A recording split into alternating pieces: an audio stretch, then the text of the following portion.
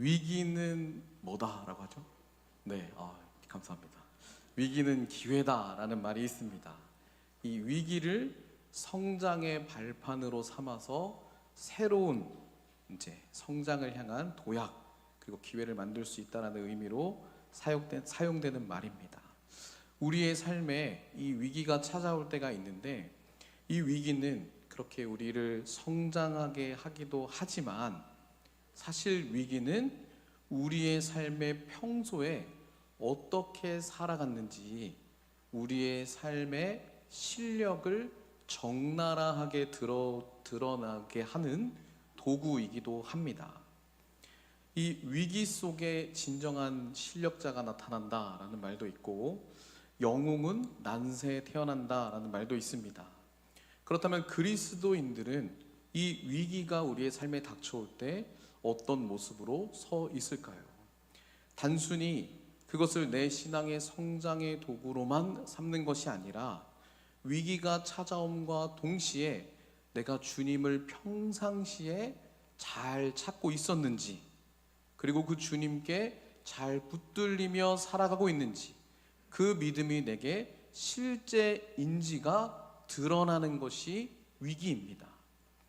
그리고 꼭 위기 때만 주님을 찾는 삶의 모습이 아니라 평소에 주님을 찾는 이런 영적인 실력이 겸비되어 있다면 위기에도 주님을 향한 믿음을 잃지 않고 주님을 신뢰하는 모습으로 서 있을 것입니다. 그러나 인간은 이 어려움을 만나기 전에는 주님을 잘 찾지 않습니다. 이것이 그저 어쩔 수 없는 인간의 나약함이다라고만 사실 치부할 수는 없습니다. 우리의 믿음이 실제가 되기 위해서는 나와 주님과의 관계가 실제라면은 이 위기라는 도구를 통해서 내 실력이 드러나게 될 것입니다. 제가 이래봬도 이제 육군 병장 제대한 사람인데요. 제가 이제 군대 가기 전에는 더 이렇게 몸집이 좋았어요. 이렇게 얘기하니까 이제 일부에서는 몇몇 분들이 이렇게 하시더라고요. 지금도 그런데? 약간 이런. 그런데 제가 이제 몸이 이렇게 불어 있다 보니까 이제 제 논산훈련소 나왔거든요. 근데 이 논산훈련소 이제 훈련이 하나하나 진행되는데 쉬울까요? 어려울까요? 너무 어려운 거예요. 너무 어려운 거예요. 이 뜀박질 하는 것도 힘들어 죽겠고 이 총 쏘는 것도 힘들어 죽겠고 이게 익숙하지 않은 걸 하려다 보니까 너무 힘에 부치는 겁니다. 근데 이제 훈련 중에 제일 위기가 찾아온 훈련이 있었습니다. 그게 뭐냐면 이제 레펠 훈련이었어요. 이 11m 모형 탑을 만들어서 거기서 이제 로프 잡고 내려오는 건데 그 살면서 11m를 제가 별로 올라가 본 적도 없고 그리고 거기를 줄 타고 내려올 일은 더더욱이 없었죠. 근데 이걸 이제 처음 훈련을 하려다 보니까 너무 무서운 거예요. 막 긴장이 되면서 손이 부들부들 떨렸습니다. 그런데 그 상황에서 이제 생각나는 사람 누굽니까? 이제 조교가 물어보잖아요. 뭐라고 했을까요, 제가? 에? 하나님?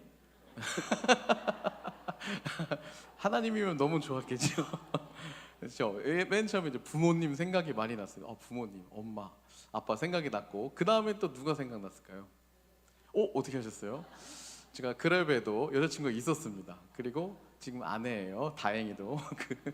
그런데 이 여자친구도 생각나고 부모님도 생각나는데 이제 제가 의지할 만한 그 사람이 이제 그 위기 때 생각이 딱 나더라고요.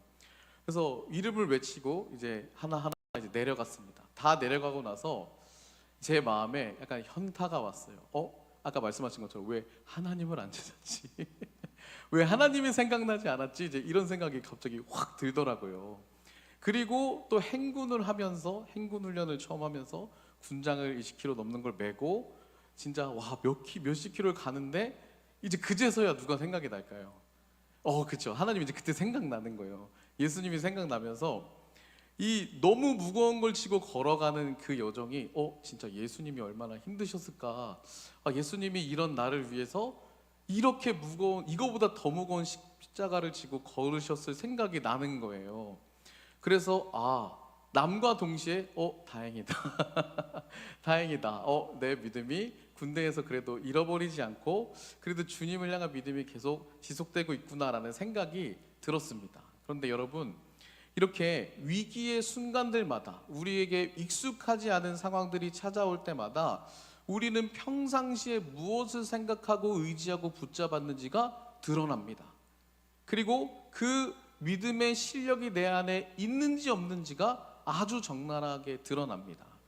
오늘 우리가 함께 읽은 본문에 위기를 만난 사람들, 특별히 위기를 만난 이스라엘과 남유다 왕에 대한 이야기가 기록되어 있습니다. 그리고 그 두 왕의 각기 다른 반응이 기록되어 있습니다. 오늘 먼저 우리가 함께 살펴볼 왕은 여호람입니다. 누구요? 여호람. 이 북이스라엘의 9대 왕입니다. 이 여호람의 아버지는 아합 왕이었습니다. 여러분들 아합 왕 기억나시죠? 아합 왕 이러면 어떤 왕입니까? 그죠? 악한 왕. 그리고 하나님이 정말 보시기에 악행을 많이 저지른 그런 왕과 왕비였죠. 이세벨까지 해서. 그 가문의 아들이 여호람이에요. 오늘 본문에 등장하는 이 여호람이 하나님 보시기에 이제 어떤 삶을 살았는지가 기록되는데, 우리 2절의 말씀을 한번 읽어보도록 하겠습니다. 2절의 말씀입니다. 함께 읽겠습니다. 시작. 그가 여호와 보시기에 악을 행하였으나 그의 부모와 같이 하진 아니하였으니 이는 그가 그의 아버지가 만든 바알의 주상을 없이 하였습니다. 이 여호람이라는 왕이 참 잘한 게 있었습니다. 그게 뭐냐면 그의 부모처럼 뭐 하지 않았다죠? 악하지 않았다라고 기록합니다. 심지어 아버지 이 아합이 세운 바알의 주상을 없앱니다. 이 왕궁에 아주 커다란 바알의 신상이 있었는데 그것을 무너뜨리고 없앱니다. 나름 종교 개혁을 시도하는 모습을 이 여호람 왕에 대한 평가로 이 열왕기하 기자가 기록하고 있습니다. 그런데 이 첫 줄에, 아까 2절 첫 줄에 아직 여호와 보시기에 여전히 그는 악을 행하는 왕이었습니다. 그 이유가 무엇이냐면 나름 부모의 모습을, 악한 모습을 답습하지 않고 그 우상 숭배의 나름 근원이 되는 이 바알 신상을 부셨음에도 불구하고 그 이유에 대해서 3절에 이렇게 기록하는데, 우리 3절도 함께 읽어보겠습니다. 3절입니다. 시작. 그러나 느밧의 아들 여로보암이 이스라엘에게 범하게 한 그 죄를 따라 행하고 떠나지 아니하였더라. 이 하나님 보시기에 여전히 악을 행한다라고 평가되었던 여호람은 이 우상 숭배의 뿌리인 여로보암의 죄를 그대로 행했기 때문입니다. 이 여로보암이 누구죠? 북이스라엘의 초대 왕입니다. 이 여로보암은 남유다와 북이스라엘이 분열되는 상황 속에서 하나님을 예배하는 이 일 때문에 자기를 따르는 사람들이 다 남유다, 예루살렘에 가서 예배를 드리면 이 남유다로 다 빼앗기게 될까봐 이 북이스라엘의 초대 왕인 여로보암은 이 두 금송아지를 만듭니다. 그리고 베델과 단, 이 북이스라엘의 가장 끝 쪽에, 경계 쪽에 이 두 금송아지를 세우죠. 그리고 그것을 뭐라고 얘기하냐면 우리 열왕기상 12장 28절도 함께 읽어보도록 하겠습니다. 우리 빨간 글씨만 한번 읽어보겠습니다. 시작. 이는 너희를 애굽 땅에서 인도하여 올린 너희의 신들이라. 라고 이 두 금송아지를 하나님이다, 너희들 여기서 예배 드릴 수 있다, 그 하나님을 예배함이 똑같다라고 이야기를 하지만 하나님께서 이 예배를 받으실까요? 받지 않으십니다. 그 어떤 것도 형상을 만들지 말라 말씀하셨는데 그것을 정면으로 위배하는 그러한 행동이었습니다. 그런데 이 두 금송아지를 모셔놓고 이것이 하나님이다 라고 했던 사건이 또 있었죠. 어떤 것이죠? 누가 기억나시죠, 여러분? 그렇죠. 출애굽기에 이제 아론, 이 아론을 사람들이 이야기하죠. 우리 모세가 내려오지 않으니까 염려된다, 걱정된다. 그럼 이제 도대체 우리를 누가 인도하냐라고 하면서 우리를 향한 신을 만들어 달라 해서 만든 게 금송아지였죠. 이 사건이 떠오르는 대목입니다. 그래서 이 여로보암의 죄라는 이 꼬리표가 북이스라엘 내내 따라 붙습니다. 아무리 그 북이스라엘 왕들이 종교개혁을 해도 우상 숭배의 가장 근원인 여로보암의 죄를 해결해야 했습니다. 그러나 이것이 역대 왕들에게 매우 부담스러운 일이었습니다. 왜냐하면 북이스라엘의 존립을 흔드는 것 같은 일로 느꼈기 때문입니다. 여로보암으로부터 시작된 이 북이스라엘 왕조, 그래서 세운 원칙, 그래서 여기서 예배를 드려야 돼 라는 이 두 금송아지를 섬기는 일이 하나님의 말씀을 어기는 것보다 더 두려웠던 것입니다.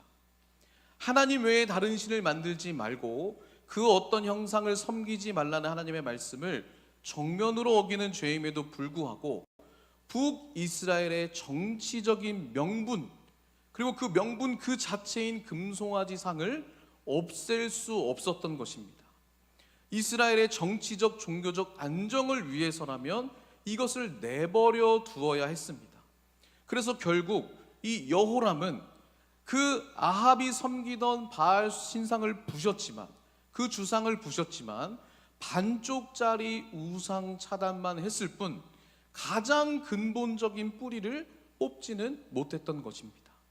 그리고 이 남겨둔 뿌리는 여전히 이스라엘에게 하나님을 그저 소원을 이루는 대상으로만 찾게 했습니다. 그런 예배를 아주 오랜 세월 동안 지속적으로 드리는 상황이 북이스라엘의 상황이었고, 그래서 오랜 세월 동안 그들의 일상은 주님을 잘못 믿고 잘못된 신앙을 한 것에 대해서 돌이킴이 없던 그러한 영적인 상태였습니다. 정치적인 명분이란 대의와 자신들이 고안해낸 방법과 편의대로 예배하는 삶은 결국에 이스라엘에게 자기 유익을 따르는 삶에 익숙한 일상을 살아가게 했습니다. 북이스라엘의 속국이었던 오늘 등장하는 모압이라는 이 민족은 아합을 섬기던 시절에 엄청난 양의 조공을 바쳤습니다. 우리 4절의 말씀도 한번 읽어보겠습니다. 4절입니다. 시작.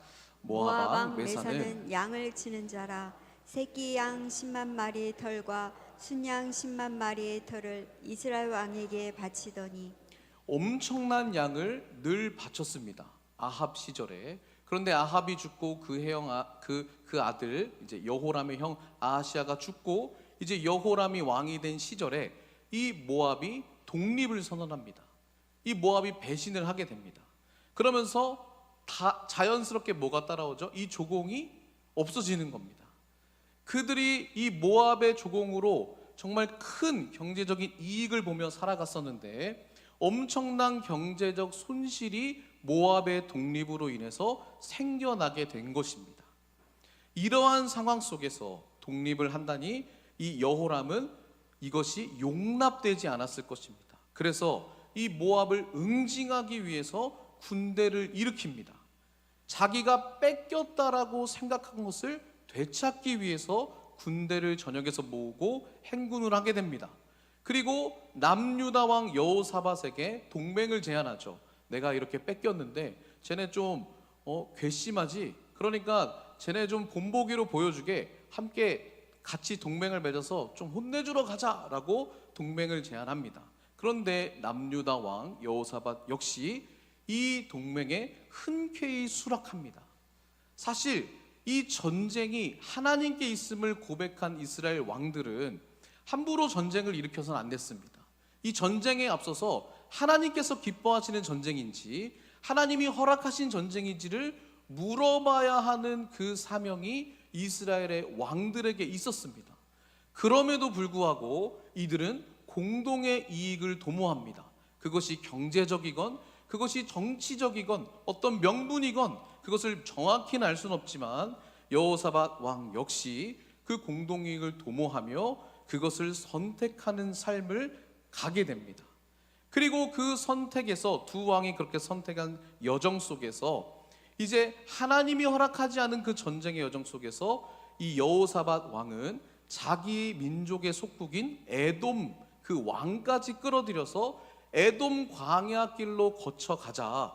여길로 가면은 좀 더 우리가 효과적으로 모압을 칠 수 있다라고 이야기하면서 아주 의기양양하게 세 민족이 연합해서 진군하게 됩니다. 그런데 여기에 이제 위기가 찾아옵니다. 모압에 도착하기도 전에, 모압과 본격적으로 싸우기도 전에 위기를 만나게 되는데 9절의 말씀을 함께 읽어보겠습니다. 9절의 말씀입니다. 있나요? 네, 함께 읽겠습니다. 시작. 이스라엘 왕과 유다 왕과 에돔 왕이 가더니 길을 둘러간 지 7일에 군사와 따라가는 가축을 먹일 물이 없는지라. 뭐가 떨어졌죠? 물이 떨어진 겁니다. 근데 이게 사실 있을 수 없는 일입니다. 세 민족이 합쳐서 군대를 행군하는데 준비를 잘 했을까요? 안 했을까요? 엄청 잘했겠죠. 엄청 준비를 철저하게 했을 것입니다. 마실 물도 아주 정말 넉넉하게 준비하고 예비해서 행군을 떠났을 것입니다. 그럼에도 불구하고 마실 물이 다 떨어지게 됩니다. 그만큼 모압으로 가는, 특별히 여호사밧 왕이 제시한 그 에돔 광야로 가는 길이, 그 행군이 녹록치 않았다는 겁니다. 얼마나 힘들었는지를 보여주는 이제 대목입니다. 그런데 그 상황 속에서 물이 동나버립니다. 그 상황에서 이 위기를 맞이하게 되자, 이들이 목이 말라서 더 이상 마실 물이 없는 위기를 만나게 되자 이 여호사밧과 여호람의 반응이 갈립니다. 먼저 이 여호람은 이렇게 반응을 하는데, 우리 10절을 쉬운 성경으로 이제 번역해서 올려드렸는데 뭐 감정을 실어서 여러분들이 위기를 만났다고 생각하는 마음으로 우리 빨간 글씨 한번 읽어보도록 하겠습니다. 시작. 이런 일이 일어나다니 여호와께서 우리 새 왕을 모압 사람들에게 넘겨주시려고 부르셨나 보다 라고 말합니다. 이 전쟁의 시작이 누구였죠? 이 전쟁을 누가 시작했죠? 여호람, 그죠? 북이스라엘 왕 여호람이 시작한 겁니다. 그런데 하나님이 우리를 모압 손에 넘기시려고 부르셨나 보다 라고 이야기를 합니다. 이 여호람은 곧장 뭘 한 거냐면 하나님을 탓하기 시작합니다. 이 위기를 만나게 된 것, 하나님이 우리 편이 아니다 라고 속단하게 됩니다. 뭐 했다고요? 속단하게 됩니다. 이 위기가 찾아온 상황을 보자 하나님이 내 편이 아니며 위기 속에서 정말 하나님이 우리를 저 적군에게 넘겨주시려고 하는 그러한 상황이 펼쳐졌나 보다라고 성급하게 속단합니다. 우리의 삶에 예기치 않은 위기를 만날 수 있습니다. 그런데 우리는 여호람처럼 속단할 때가 있습니다. 성급하게 속단할 때가 있습니다. 왜 이런 위기를 만나게 하셨는가? 왜 하나님은 내 편이 아니신가? 왜 하나님은 내게 이런 시련을 주셔서 나를 이렇게 어렵게 하시는가? 라고 하나님을 향해 마음이 다치고 하나님을 너무나도 쉽게 오해하고 원망할 때가 종종 있습니다. 물론 하나님께서 그 아픈 마음, 그 상한 마음을 다 받아주시고 헤아리시는 좋은 분이십니다. 그런데 우리가 여기서 생각해 볼 것은 하나님과의 관계를 맺으며 살아가는 우리의 믿음이 실제라면, 그 믿음의 실력이라는 그 관점에 대해서 생각해 볼 때 우리는 너무나도 우리의 삶에 펼쳐진 상황들 속에서 주님을 쉽게 탓한다라는 것입니다. 그리고 더 나아가 타인을 탓하며 부모를 탓할 때도 있습니다. 그러나 이런 여호람의 왕과는 상반된 반응을 하는 여호사밧의 모습을 보게 됩니다. 우리 11절의 말씀도 한번 읽어보도록 하겠습니다. 11절의 말씀입니다. 시작. 여호사밧이 이르되 우리가 여호와께 물을 만한 여호와의 선지자가 여기 없느냐 하는지라. 이스라엘 왕의 신하들 중에 한 사람이 대답하여 이르되 전에 엘리야의 손에 물을 붓던 사바사의 아들 엘리사가 여기 있나이다 하니. 이 여호사밧, 남유다 왕 여호사밧 왕은 이 위기를 닥치게 되자 어떻게 하죠? 하나님의 뜻을 묻기를 결정합니다. 사실 이미 늦었습니다. 진작에 물어봤으면 너무 좋았을 텐데, 이 전쟁을 시작하고 동맹을 제안하기 전에 그때 하나님, 이 전쟁이 하나님이 기뻐하시는 전쟁입니까? 라고 물어봤으면 더 좋았을 텐데 이미 늦은 상황이지만 이 여호사밧은 더 늦기 전에 정신을 차려서 하나님의 뜻을 묻고 구하기를 선택합니다. 마침 근처에 있던 하나님의 사람 엘리사를 있다고 그 소식을 듣고 그 엘리사를 만나러 내려가자라고 두 명의 왕에게 제안합니다.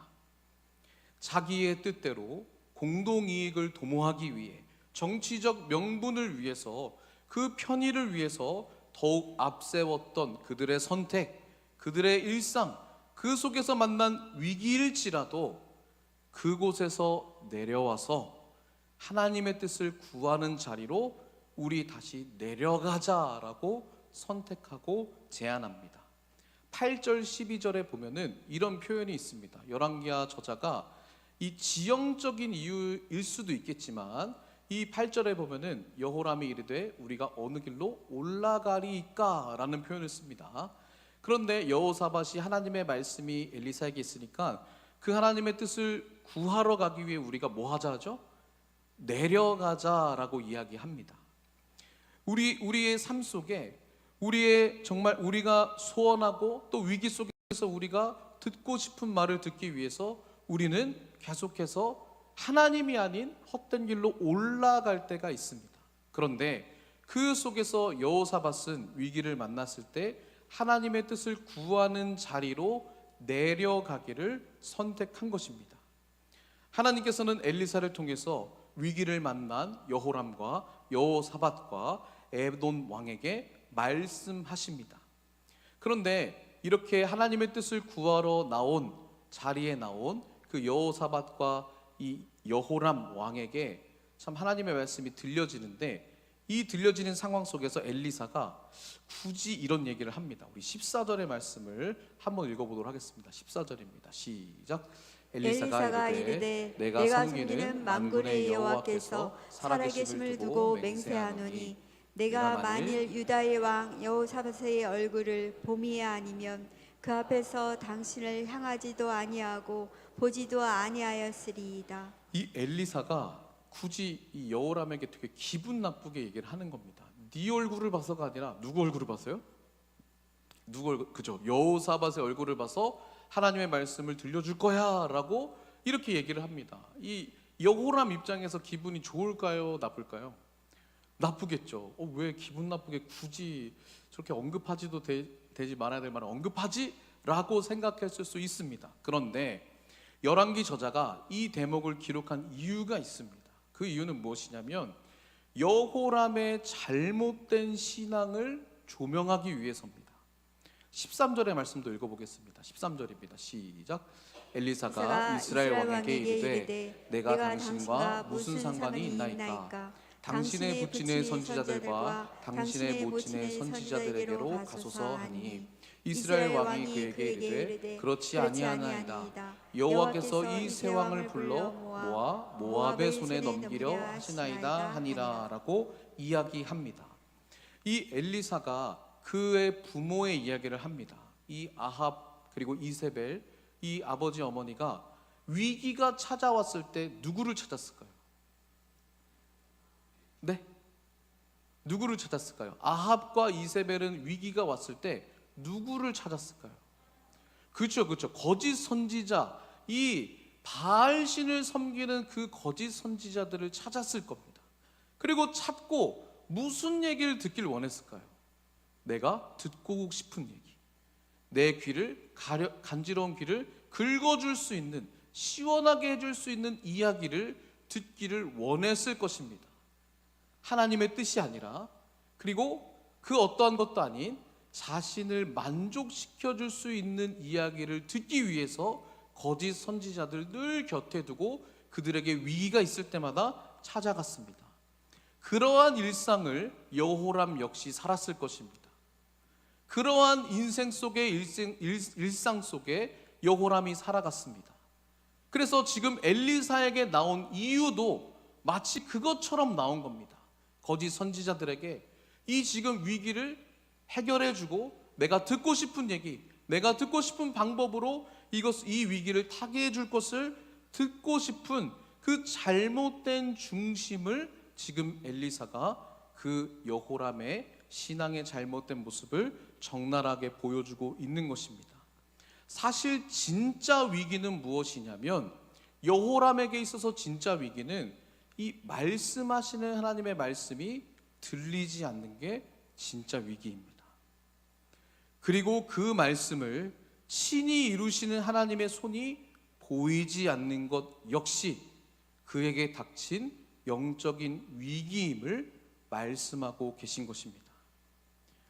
여호람은 여호와의 손이 이 위기 속에서 모압에게 우리를 넘기실 것이라고 그 위기를 해석했지만, 엘리사는 그 여호와의 손이 그들에게 마실 물을 친히 내시고 그 위기 가운데 구원하시는 분임을 해석하고 들려줍니다.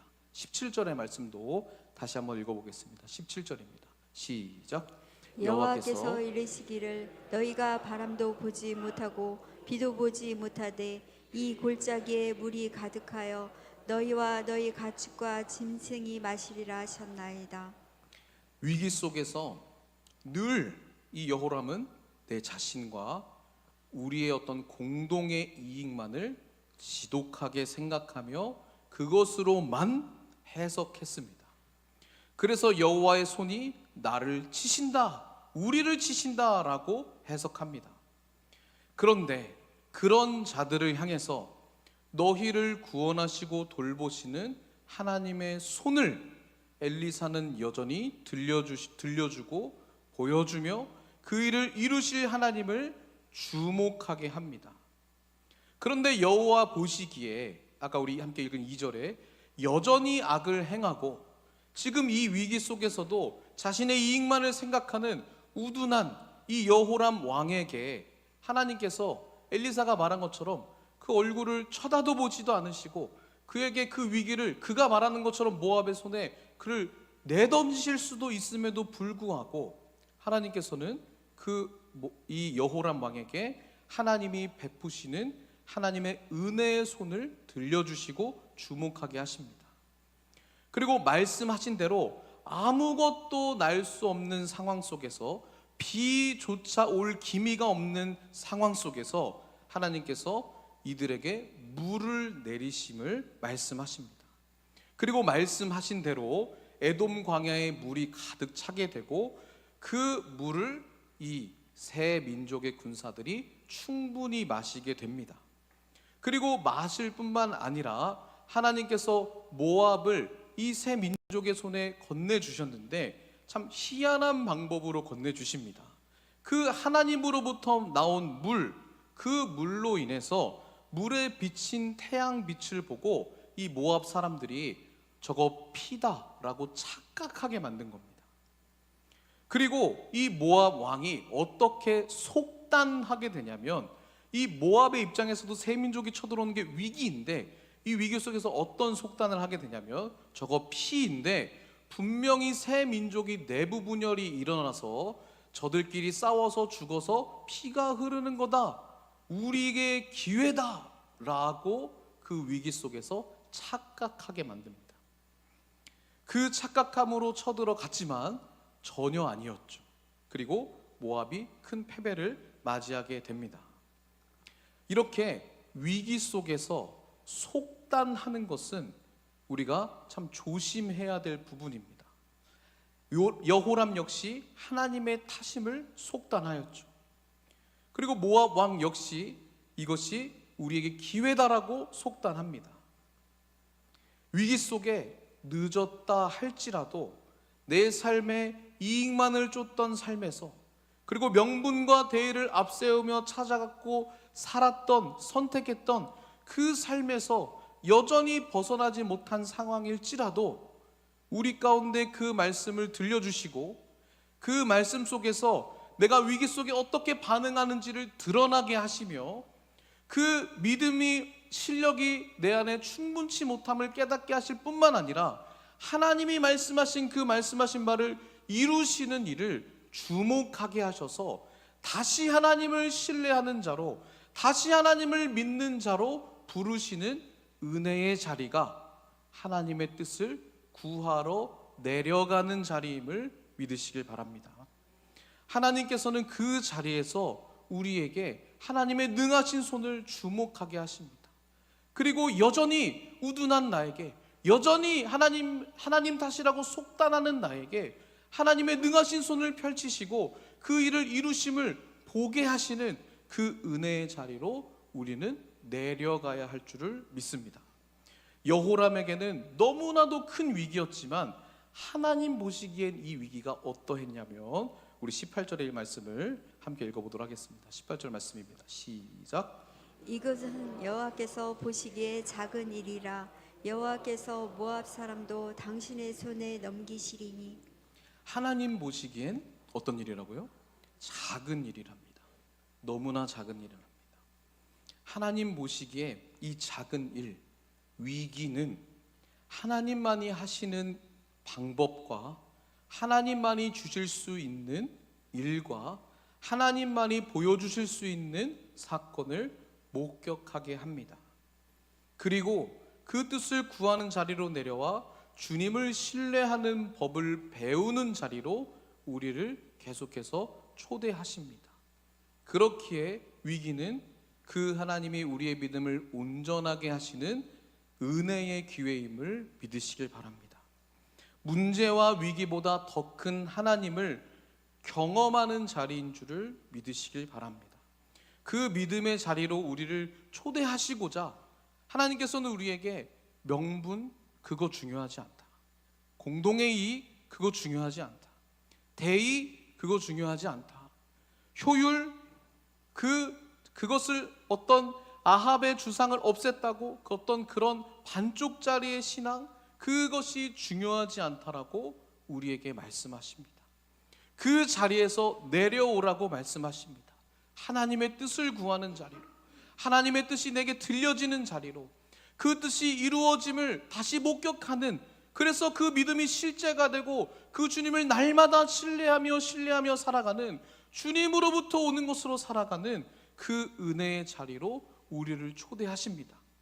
그 자리에서 머물 때, 그 자리에서 하나님과 함께 우리가 하나님이 말씀하시는 바를 붙잡고 믿음을 드리며 그 믿음이 실제가 되는 경험들을 하루하루 해 나갈 때, 그것이 우리의 일상이 될 때 어떤 믿음의 실력이 키워지냐면, 여호사밧처럼 위기를 만난 자에게 하나님의 뜻을 물으러 가자라고 이야기하는 것입니다. 사랑하는 성도 여러분, 하나님께서 여러분들을 그렇게 부르셨습니다. 위기를 만난 자, 고통받는 자, 그리고 그 속에서 하나님이 보이지 않고 하나님을 원망하고 탓하는 자를 향해서 여호사밧처럼 우리 하나님께로 내려가자, 하나님의 뜻을 구하는 자리로 내려가자라고 그렇게 이야기해 줄 수 있는 믿음의 동역자로 여러분들을 부르신 줄을 믿으시길 바랍니다. 그래서 그 위기 속에서 하나님이 나를 어떻게 단련하시고 도우셨는지 그 일상의 경험들이 많으면 많아질수록 그 하나님의 선하심을 선포하는 자로 살아갈 수 있다는 것입니다. 우리를 위기 속에 단련하시고 우리의 믿음의 주요 온전하게 하시는 예수 그리스도를 더욱 바라보게 하시는, 그리고 그 뜻을 우리에게 들려주시는 하나님의 신실하심이 오늘도 여러분 안에 있음을 기억하시고, 하나님, 제가 그 자리로 내려오겠습니다. 하나님, 제가 이제 그 자리로, 주님의 뜻을 구하는 자리로 내려와 주님이 뜻하신 바를 내 삶에 이루어 주십시오라고 내 삶을 주님께 내어 맡기고 드리며, 그 모든 위기 속에서 우리의 믿음을 진짜 믿음이 되게 하시는 하나님을 날마다 구하고 찾는 여러분들의 일상이 되기를, 하루하루가 되기를 주님의 이름으로 축복합니다. 우리 그런 마음으로 함께 찬양하며 나아가겠습니다. 우리 세상 흔들리고 오직 믿음으로 함께 찬양하며 나아가겠습니다. 이 찬양의 가사를 보면 이렇습니다. 세상이 흔들리고 사람들은 변하여도 나는 주를 섬기리라고 고백합니다. 믿음이, 내 안에 믿음이 흔들리고 사람들이 그 믿음이 흔들림 때문에 주님을 떠나도 나는 주님을 섬기겠다라고 고백하는 아주 무거운 찬양입니다. 그럼에도 그 위기와 그 흔들림과 그 우둔함과 연약함 속에서 주님의 사랑이 그럼에도 불구하고 변치 않습니다. 주님의 나라는, 주님의 다스림은 영원히 쇠하지 않습니다. 그 주님을 내가 신뢰하기를 원합니다 라는 믿음의 고백의 찬양입니다. 우리 그런 마음으로, 그 믿음이 내게 없다면 그 믿음을 내게 주십시오라고 구하는 마음으로 함께 찬양하며 기도하며 나아가겠습니다. 우리 함께 고백하겠습니다.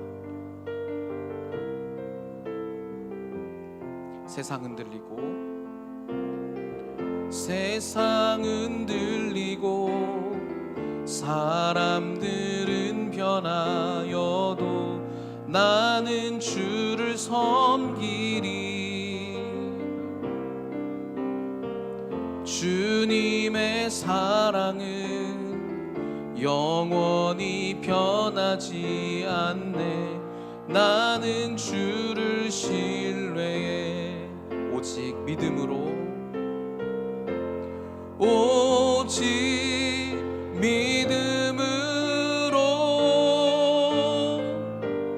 믿음으로 내가 살리라. 오직 믿음으로 내가 살리라. 믿음은 들리고 사람들 주를 떠나도 나는 주를 섬기리. 주님의 나라는 영원히 쇠하지 않네. 나는 주를 신뢰해 오직 믿음으로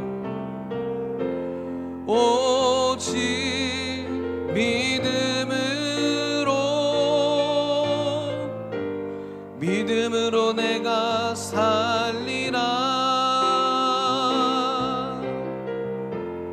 오직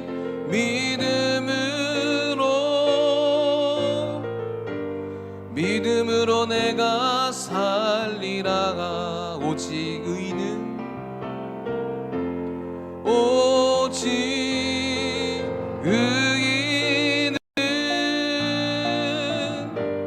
믿음으로 말미암아 살리라.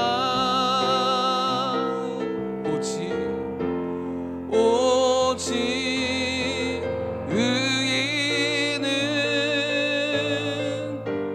믿음으로 말미암아 살리라. 우리 함께 기도하기를 원합니다. 오늘 말씀을 기억하고 함께 기도하십시다. 위기를 만난 우리가 어떻게 하나님을 향해 반응하는지 돌아보며 함께 기도합시다. 하나님, 위기 속에 하나님을 탓하는 인생이 아니라, 하나님, 우리의 일상이 내가 원하는 것만을 구하는 일상이 아니라 하나님의 뜻이 내 안에 이루어지기를 원하는 그러한 일상이 되게 하시고, 그러한 우리의 믿음이 실제가 되게 하시고, 하나님을 향해서 원망하는 것으로 그치는 것이 아니라 하나님을 향해 그 뜻이 내 안에 이루어지기를 듣고 구하는 자리로 내려갈 수 있는, 날마다 주님께 그렇게 나아가는 우리의 일상이 되게 하여 주셔서 위기를 만난 많은 이들 가운데 하나님의 뜻을 구하러 함께 가자라고 고백해 줄 수 있는 믿음의 동역자, 그런 믿음의 사람으로 내가 살아갈 수 있도록 인도해 달라고 함께 기도하며 나아가길 원합니다. 함께 기도하겠습니다.